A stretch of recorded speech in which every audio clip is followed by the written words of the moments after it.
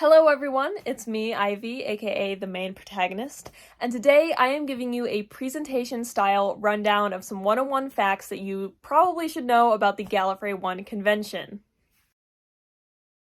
Some disclaimers are necessary before I can get started. So, for example, I am not associated with Gallifrey 1 or its staff outside of asking them a couple of questions to make sure my information was right on this presentation. I'm also not associated with any of the brands or hotels that I mentioned throughout the video. I'm not getting any form of compensation for mentioning them or discussing them. I'm also just not making money from this video in general because I don't qualify to, and those are all just things I really want to mention. Something else I want to mention is that information and scheduling related to Gallifrey 1 can and does change year to year, so I could post this video and something could immediately be wrong.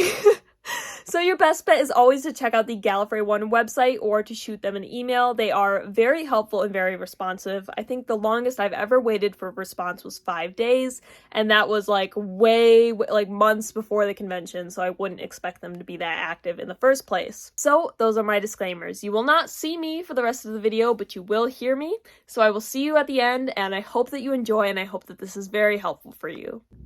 If you need to jump around throughout this video, I'm going to do my best to include chapters. I also have a little bit of a content preview so you know what's going to be covered. First, I'm going to discuss the general concept of Gallifrey 1 as well as the dates. Then I'm going to discuss ticket information and hotel and location information. Next, I'm going to discuss money and budgeting, accessibility, ribbons, and all of the other extra gifts that you can get at Gallifrey 1. I'm also going to go over some of the convention policies, the different guest opportunities and experiences that you can have. Then we're going to go a little bit in chronological order, talking about what happens before the convention, and then during the convention, including a day-by-day kind of weekend overview. So when it comes to the general concept of Gallifrey 1, it is the longest running and largest Doctor Who convention, which is very cool. It's been active since 1990 and has been held at the Marriott LAX since 2006. It's typically held the third weekend of February after Valentine's Day, I think President's Day weekend if you're American, but I'm American and I can't remember, so just keep that in mind. It's held the third weekend of February. There's plenty of panels, activities, and fun, but most importantly, it just has a very laid-back atmosphere. There's about 3K people in attendance at its peak, and even then, it's very laid back and just a great time. So if you're intrigued, you might be wondering, how do I get tickets? Tickets typically go on sale in April the year before the next convention. So, for example, the tickets for 2024 went on sale in April 2023.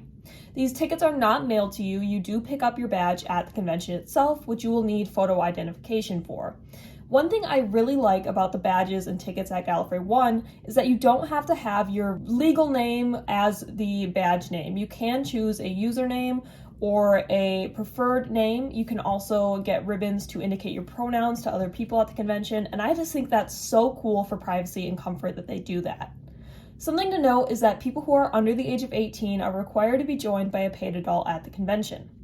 So for the actual cost of tickets themselves, including the credit card processing fee that they charge, it's about $132 for an adult for the entire weekend, $82 for a teenager, and $42 for a child. I have included some British money conversions to the right, however this may be outdated depending on the status of the economy and the value of the US dollar and British pound, things like that.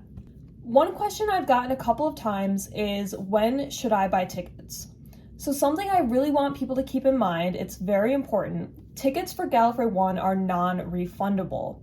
You can transfer tickets, but you cannot resell them. So those are two very important things that you're going to want to keep in mind, okay? Tickets are non-refundable and they cannot be resold. So this is very important, especially if you're an adult, because $132 is a lot of money. So you do not want to risk not being able to go if you don't have to. Something else to keep in mind is that, at least for right now, tickets for the last couple of years, they have not sold out quickly, and Gallifrey 1 does give warnings before they sell out. So I want people to keep in mind, the best time to buy tickets is when you are absolutely sure that you want to go and pretty much almost 90% sure that you can go. Like I would definitely recommend waiting until your travel plans and your plans in general are very secure, because again, they're not refundable, they're not reselling, so you do risk losing out on that money. Moving on to the location, the event takes place in Los Angeles during February, where it hovers around 60 to 70 degrees Fahrenheit or 15 to 20 degrees Celsius. However, if this is a little warm for you, most of the convention does take place inside, where they do have air conditioning. So unless you have really heavy or kind of stuffy cosplay, I feel like you should be fine. When it comes to food and grocery options, things are unfortunately pretty limited. There are very few stores or fast food options within walking distance. They do have a Starbucks and a restaurant at the Marriott LAX. However, it can get pretty pricey, and there can also be pretty long waits because of the limited access to other options. Fortunately, DoorDash and Instacart do deliver, so that is an option. You might just want to also go to a grocery store nearby via Uber or other transportation and just stock up on basic groceries for the weekend to save on money. Next, I'm going to go into some of the hotel options in the area, and these all have kind of common features. So to start with, all of the following hotels that I'm going to mention have shuttles from the airport that are free, and it's about a 10-minute ride. So if you're flying in, transportation to the hotel won't really be that big of a deal. And furthermore, all of these hotels are located within a couple blocks of each other. Each hotel does have parking, but it is for an extra expensive daily fee, so I definitely do not recommend parking at the hotel if you don't have to. Most of these hotels do have a pool also, which is very fun. I would definitely recommend, if you know people that are going to Gallifrey 1 and you feel safe doing so, I would recommend finding a roommate to save on the cost, because a lot of these hotels are pretty pricey. To start with, the main squeeze, aka the Marriott LAX. This, as I mentioned, is where the convention is located. However, it is a little bit pricey. The basic rate rooms start at about $243 a night, with parking at $53 a day. They do provide accessible rooms upon request. However, with all of these hotels, I recommend that you look at their websites. I will mention this going forward. A lot of them are a little bit vague on their accessibility features. The thing about the Marriott LAX, because it's where the convention is located, it is extremely competitive trying to get a room there. Gallifrey 1 does have a discount block, which lowers the cost of the room a little bit, which is typically released in May, the year before the convention. So again, in terms of the 2024 convention, the discount block happened in May of 2023. But again, very competitive. I believe this discount block sold out within 5 minutes. And what I didn't know is that the regular rate rooms would also sell out within about an hour to 2 hours. So if you're going to want to stay at the Marriott LAX, you are going to have to be ready for a very adrenaline-fueled, very involved attempt at getting a hotel room. The next hotel I'm going to mention is the Sheraton Gateway Hotel, and this one I can actually vouch for. I did stay here, and I will say I preferred it to the Marriott LAX. It is a 4-minute walk away, and rooms start at $166 a night, which is significantly less. Again, accessible rooms upon request, but this is very vague, and they note that it's limited based on inventory. Parking is a little bit more expensive, and they do have a very flexible cancellation policy, which is cool. It's about like 2 days before your stay you can cancel.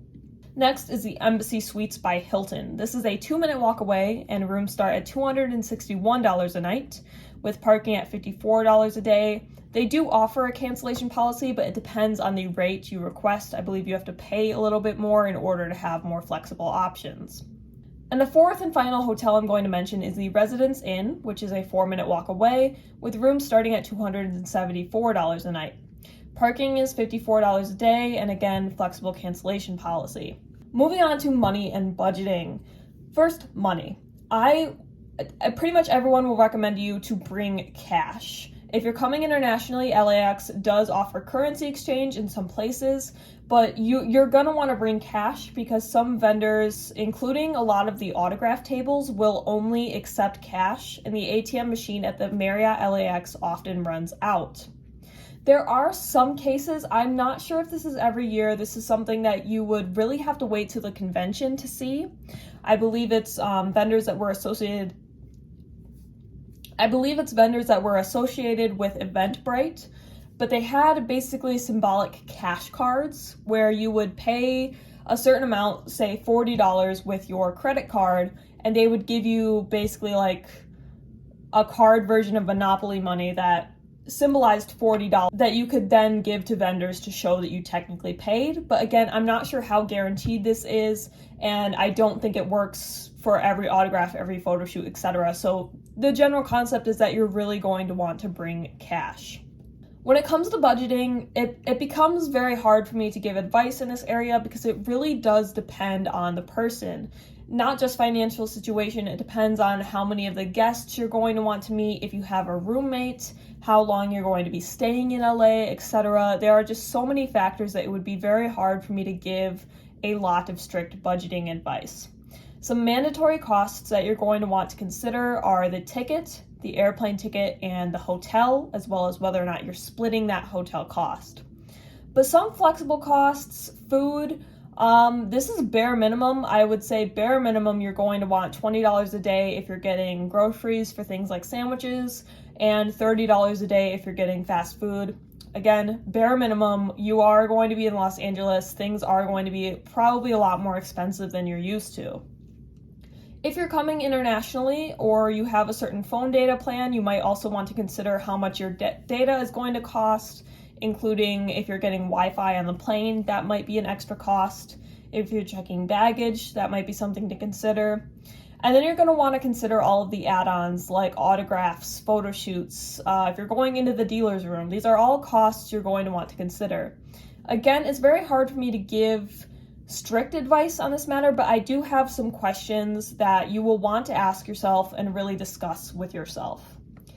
The first one is you're really going to want to ask yourself, especially when you are at the convention, what do I really want to buy? This is a question you're going to want to ask yourself because you have to consider suitcase space as well as extra money.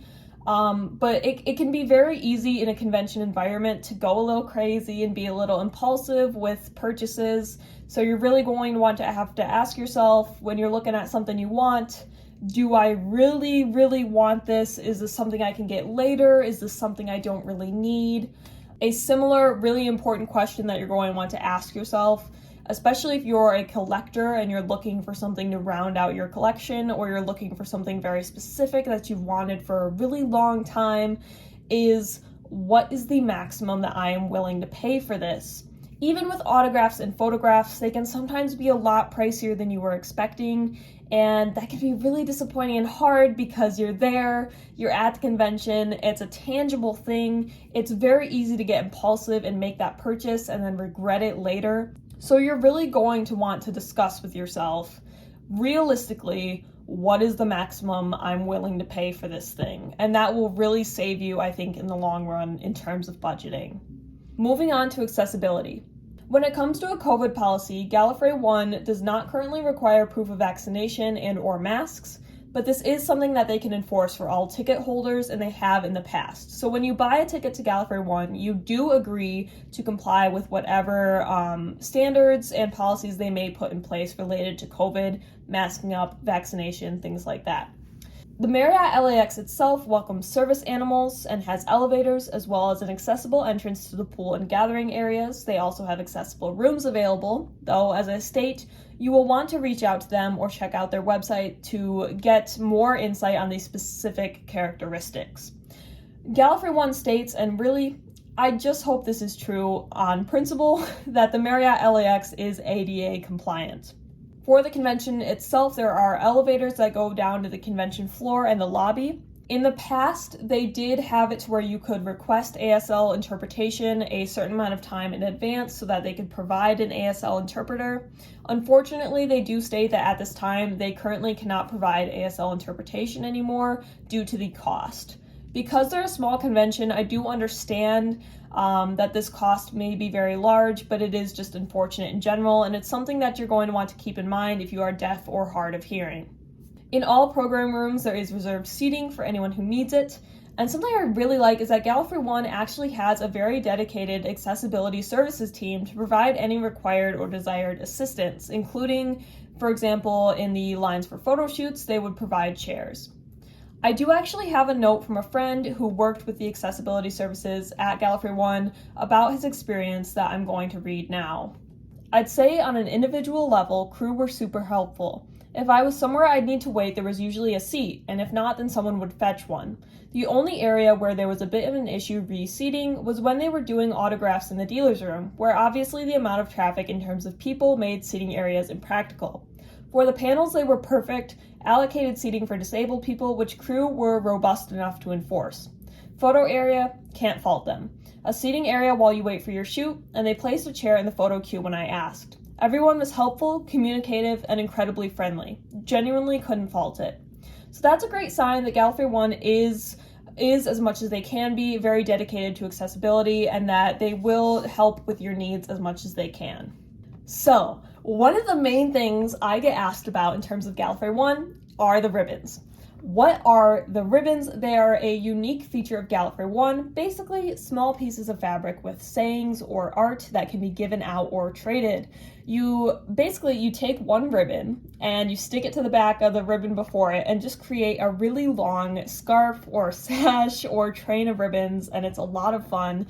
You will see a lot of people, particularly Gallifrey 1 veterans, who have different methods and tips for keeping this stable, including duct tape, sewing it, etc. If it's your first time at Gallifrey 1 or ribbons aren't really something you're interested in bringing, the great thing is they aren't just traded. A lot of times people will pass them around or leave them around for people, or if you just ask, especially if you're a newbie, people will be so happy to give them to you. You do not have to bring some to get some, and it's just, the ribbons are great, you guys. If you do want to bring some, the main supplier that a lot of people use is called Ribbons Galore. This is also something I can vouch for, as I did use them for my ribbons in 2023, and I was very satisfied with the quality as well as the service. You can customize your ribbons with different colors, texts, and images, and the price you pay varies depending on the amount of ribbons you order. So the more ribbons you order, the cheaper per ribbon it's going to be. 2023 was my first year bringing ribbons, and I ordered about 50, which felt like enough for me, and I paid around $40 plus $10 shipping. It does take a little bit to get your ribbons, especially if you're farther away from their HQ. It takes about a month or so total, I would say, to get your ribbons, so you will want to order them in advance. Ribbons are not the only gifts and trinkets that you can find or get at Gallifrey 1. In terms of paid gifts, you can get a convention t-shirt and a tote bag, which feature that year's logo, for $10 for the tote bag, and then shirts start at $18 and go up to $22 depending on the size that you're ordering. But outside of that, people will leave and give out all sorts of different things, including, I believe one of the pictures I have is the Master's little matchbox after he shrunk someone. People will leave pins around, stickers around, and you can also find a lot of hidden goodies such as TARDIS tufts. So there's always little treasures around to be found, which just really adds to the magic of the convention. Before we get back to business, I have some lore for you today, which is the Marriott LAX carpet. I was so confused when I got to my first Gallifrey 1, and so many people were wearing this pattern and design, and I had no idea where it comes from. So it comes from the hotel itself.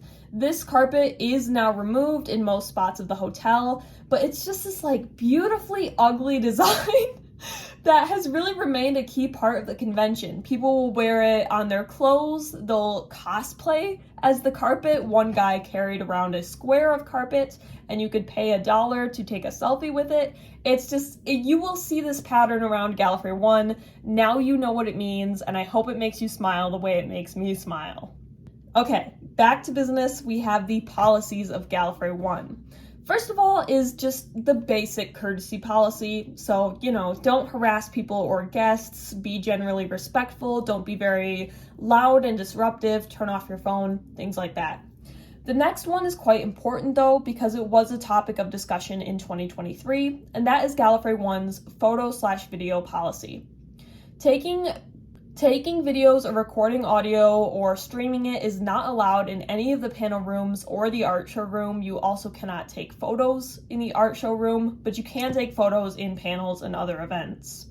If you want to make personal recordings for memories or perhaps YouTube videos, you can do this outside of panel rooms and things, just as long as it doesn't cause any disruption and all parties involved are consenting to being filmed. You can bring a Dalek. to Gallifrey 1 if you have one. I myself don't have a Dalek. If I did have a Dalek, I think I would bring it to Gallifrey 1, but you do have to contact Gallifrey 1 ahead of time for approval, and they do have certain rules for how and where they can be displayed and moved. If you're bringing prop weapons as part of your cosplay, they cannot be functionally projectile, you cannot play act with them, and they must be peace bonded, which means they have to have a marking indicated that it cannot be used, and this is something that has to be done by the convention staff. Moving on to guest opportunities and experiences, I put these in order from what I feel like is great to greatest, because none of them are bad. Let's be real. It's a convention, you're gonna have a great time, but some of them I feel like are better opportunities than others. Starting off with autographs and photo shoots. These I put as just great because they are kind of just what they say on the tin, and they are fairly quick. Gallifrey 1 has Autograph Alley, which is mostly comprised of writers, directors, and guests of that nature, and as far as I'm aware and from my general observations, autographs in Autograph Alley are almost always free. Then they have the paid autographs, which are usually guests who are actors and such. This price varies depending on who the guest is. Usually Classic Who actors will charge a lot less, but the price in general can range from about $20 to $90, so it really does depend on the person and it can vary widely. When you get autographs, you usually get a few moments to talk with the guest. Now, you don't get like a super long time, you don't get a couple minutes, but you usually have a few quick seconds just to say hi and, maybe give them a quick compliment.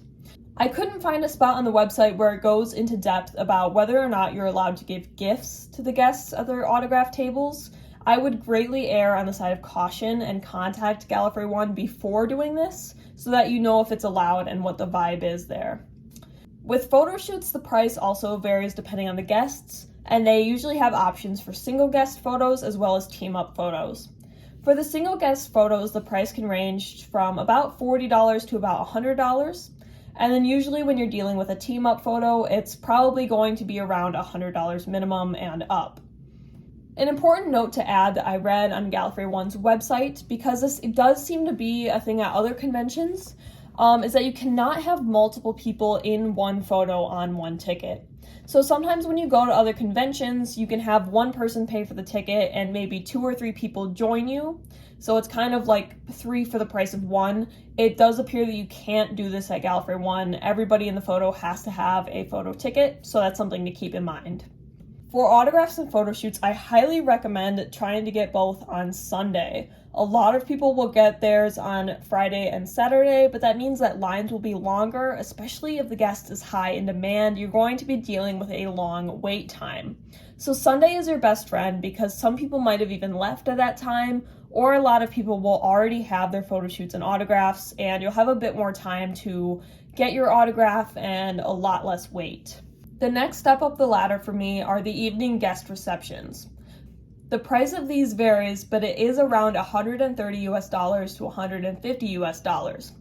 The basic concept of these is that there are multiple guests in attendance, such as actors, directors, etc., and you are sat at a table with some other people, and the guests move from table to table. You get about 5 minutes to chat with each guest. This is pretty cool. It's pretty intimate. You're like right in front of them or seated right next to them, but it is very quick and you're sharing that limited time with others. The evening guest receptions can also sell out depending on who is a part of them. They can sell out very quickly. So I would say it's a very cool experience, but especially considering the price, it's something that you'll really want to consider if it's worth it, because again, very quick. I cannot stress enough, it's maybe 5 minutes with a guest. I put this next one, I believe it's pronounced Kaffeeklatsch. I put the Kaffeeklatsch on the same par as the guest reception because it's a very similar concept. These, though, are free.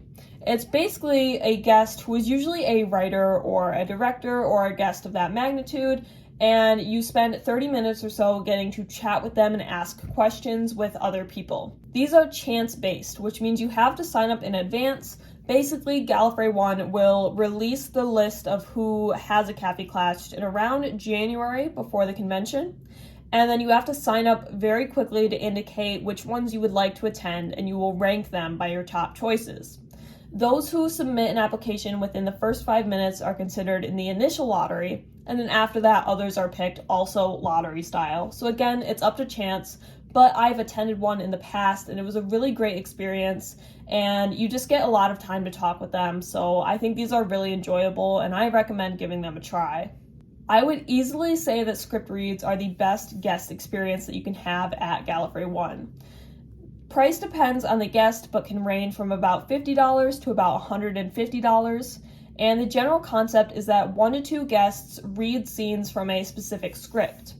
The script reads are not as close and intimate because there is a medium to large size audience, but they are so cool and a lot of fun. Basically, everybody gets a signed script of the script that's being performed, and then the guest or guests will perform scenes from that script, and you can actually volunteer to go up and perform that scene with them. These can also sell out, but just in general, I mean, it's so cool. Even if you're not volunteering to be up on the stage performing with this actor or this guest, it's so cool to watch them act right in front of you, and it's a great experience, and I would really recommend at least trying one.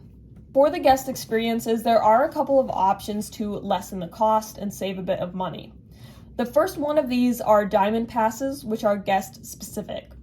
These cost about $150 to upwards of $300 depending on the guest, but they usually include 1 to 2 photos, 1 to 2 autographs, access to a VIP talk, and some other great deals. You also get priority access in any lines for autographs and photos, which can really help if you've got a lot that you want to do. I bought Man of Gills in the past, and I will say it was a pretty good deal. I did do the math, and it did add up to where I saved around $30, I believe, on everything. They also do have what's called the TARDIS tag, I believe.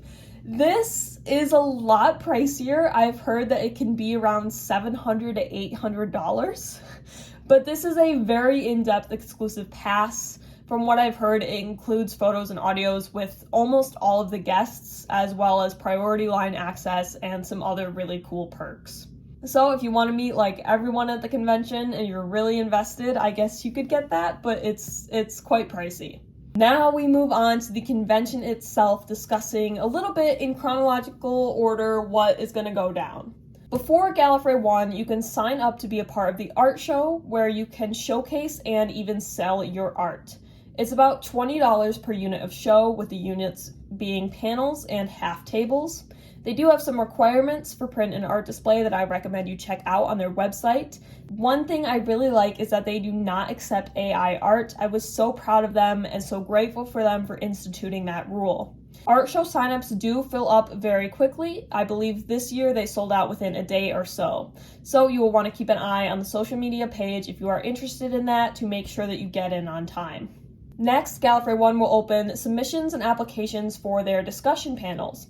These are open for about a month, and applications to be a moderator or panelist are open for about the same. Basically, you can suggest a topic, and then you can apply to be either a moderator or a panelist. To apply, you can basically just tell them why you're interested in discussing the topic or what qualifications you might have, but you don't have to. You can also submit what's called a TARDIS talk, which is a 10 to 15 minute presentation about a topic in depth. To apply for this, you just have to submit a 200 to 300 word presentation proposal, and then if you're accepted, you can make the presentation and give it at Gallifrey 1 to people who are attending. You can also volunteer before Gallifrey 1 if you are over the age of 18 and you already have a ticket. This basically just involves helping to unload Wednesday and set up Thursday, and I highly recommend helping out. You don't have to, but it does instill a very strong sense of pride and happiness in you when you attend the convention and you know that you helped put it together and helped lessen the load a little bit on the staff. I might have lied before if I said something else was my favorite bit. I think this might be my favorite tip and my favorite part of planning for Gallifrey 1, which is Sketch.com. Sketch.com is a scheduling and planning software that's used for events and is utilized by Gallifrey 1 to really help you plan out your weekend. It's probably the easiest, coolest thing about planning your weekend, I would say. Basically, Gallifrey 1 will release the schedule for the weekend about a couple of weeks in advance, if memory serves me correctly. And on sketch.com, you can make an account, and then you can view every scheduled event, including photo shoots, autographs, panels, things like that. You can see what time they are, what guests are going to be a part of it, the description, etc. Next, the main gem of sketch.com, though, is that you can pick which events you would like to attend out of the list, and then it will actually, on a separate page, streamline everything you picked for you to create a personalized schedule that they will email to you every day of the convention. I cannot stress enough how convenient and how wonderful this part of the planning process is. It can get very overwhelming very quickly looking around at the convention schedule, just period point blank, or if you're at the convention trying to figure out where you're supposed to be or where you want to go next. Sketch.com makes it so easy to figure out those things, and it really, especially if it's your first Gallifrey 1, I would say it's definitely a necessity. So that's something you'll want to keep your eyes out for and something you'll really want to utilize. The next couple of slides are just going to be talking about things that are very generally part of the schedule at Gallifrey 1, so things that happen every day, for example. LobbyCon is all day, every day, and it's called LobbyCon because basically the convention takes place on one floor of the hotel and it isn't very massive. So a lot of the times people who socialize or just want a break and want to hang out will head up to the lobby and pretty much fill the lobby. We pretty much take over. And it's basically a second convention because everyone's just socializing and having fun and meeting up upstairs in the lobby. And that happens every day of the convention, but kind of gets started on Wednesday night when people start arriving. There is a dealer's room available every main day of the convention. It is open 10 a.m. to 6 p.m. on Friday and Saturday, and 10 a.m. to 4 p.m. on Sunday. The dealer's room is where all of the autographs are located, as well as other vendors who are selling books, trinkets, and other things. They also have badge pickup available every day, 9 a.m. to 8 p.m. on Friday and Saturday, Thursday 4 to 10 p.m. and Sunday 9 a.m. to 4 p.m. So if you have to come on a specific day, you will still be able to pick up your badge and have a lot of time throughout the day to do so. They have specific evening events almost every night, as well as video and game rooms if you need a break. They also have karaoke every night, which is really fun. There are some specific rules related to karaoke that I encourage you to check out on the website. Panels, of course, they have panels every day from about 10 or 11 a.m. to about 6 p.m. Something very interesting, I believe, that was just instituted this year is that they no longer host an open mic for questions on main panels. I believe this is mainly to cut down on time, but unfortunately awkwardness as well. Going forward, they will accept question submissions before the panel, so you can submit your questions and it might get picked, but unfortunately, we can no longer ask them at the mic. For children and teens, there are different events and programs going on for them specifically. I mentioned this before, but if you need a break, they have a board game / card room, and they also have a video game room that plays different episodes and fan videos, so you can stop by those and check them out. There are also many specific meetups going on throughout the weekend, including for people who are LGBTQ+, cosplayers, podcasters, to exchange ribbons, things like that. The general theme here is that there is always a lot going on at Gallifrey 1. There are so many different activities and things to choose from. You will never be bored. Throughout the entire weekend, you will never be bored. There's pretty much always something for you to do. Going through the convention day by day, on Wednesday there aren't any official events, but there are some ribbon exchanges.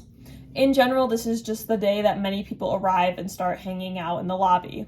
Thursday is when a lot of the volunteering and setup takes place, but it's also the first official day of the convention. You can start picking up your badge at 4 p.m. until about 10 p.m. And around 5 p.m., there's a really fun In-N-Out burger run, which is basically you and a group of a lot of other fans can go on a walk to the In-N-Out burger to get some food and catch up. I will say though, just a warning, it is a fairly long walk, so keep that in mind if you're interested in doing it.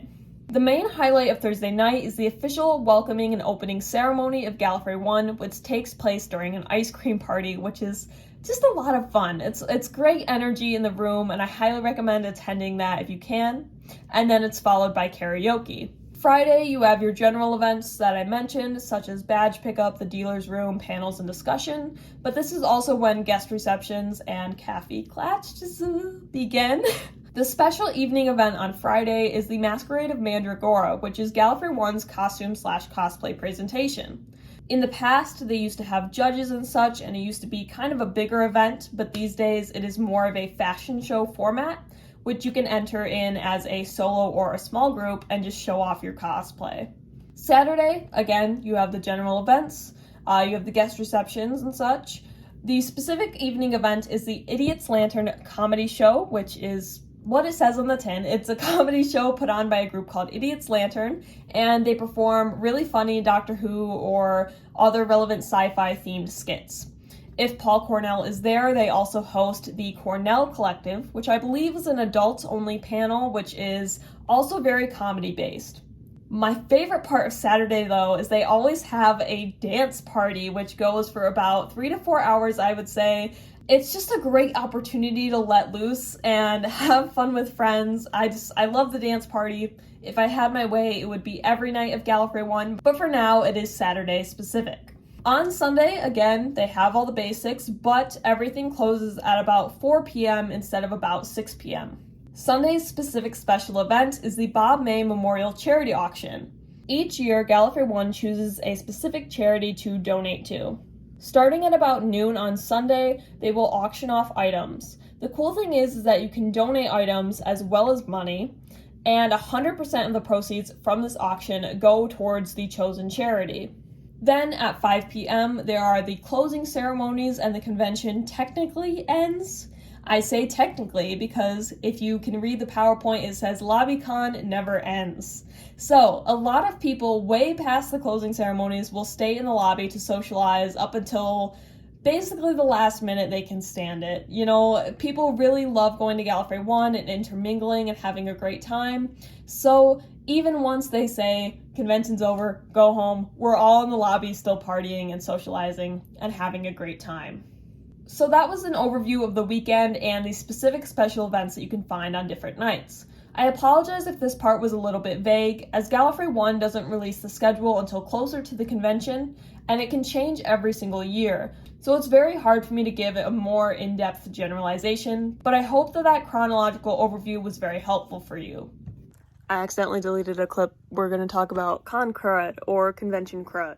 A lot of different things can contribute to this, mainly city germs, hundreds of people from different places suddenly being in a hotel together, if you're not sleeping or drinking enough water, all of those things can contribute to you getting sick. But it's almost like a long-standing tradition and something that happens to most people where you might get sick post-convention. For a lot of people, this feels inevitable, but there are some things that you can do to prevent it, or at least prevent it from being really bad. I would definitely recommend getting vaccinated for both the flu and COVID, as well as making sure you eat, sleep, and drink properly, wash your hands, and if you need to, mask up. In closing, Gallifrey 1 is a wonderful weekend filled with fun, friends, guests, and love for Doctor Who as well as other sci-fi. It has a great laid-back atmosphere while offering a packed, diverse schedule full of activities and panels. Another last bit of advice is that past attendees and people going will be so happy to give you advice, tell you their stories, or welcome you if you visit. I've had a lot of people say that they were nervous about going for social reasons. I will say at my first Gallifrey 1, I was so nervous. I was a total wallflower for the first bit, but then I literally sat down next to people and they struck up a conversation with me, and immediately after that I felt so comforted and so at home. So people are so nice at Gallifrey 1, you guys. And if you're nervous about coming because of that, I just really want to do my best to reassure you that this convention is so loving and there are so many great people who attend who would be more than happy to make you feel welcome and have a great time. I'm very out of breath, if you can believe it. I've been recording for almost an hour now. But I wanted to say thank you so much for taking the time to watch this whole video if you did, or even just part of it. I love Gallifrey 1, I love going to Gallifrey 1, and I really hope that if you're interested in going, I can see you there one day. I've redone this video like twice now, I've rewritten so much, I've checked back on so much, so I hope that it was very educational for you. I hope that all of the information was up to date and correct as much as I could get it to be. I just hope it worked, and I hope that it was very helpful, and I'm gonna go drink water. Thank you for watching. I hope you're staying safe, happy, and healthy. I hope you're having a great day, night, whatever time it is for you. And goodbye.